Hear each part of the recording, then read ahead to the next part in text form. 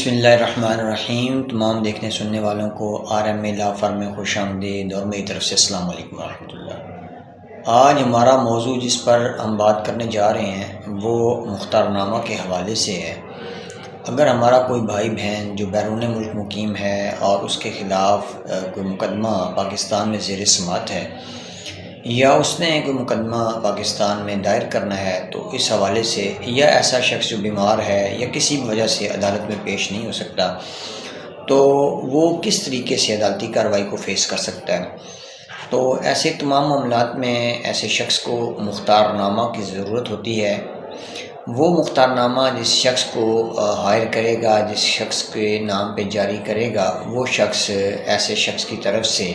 بطور مختار جو ہے وہ عدالت میں پیش ہو کر تمام عدالتی کارروائی فیس کر سکتا ہے۔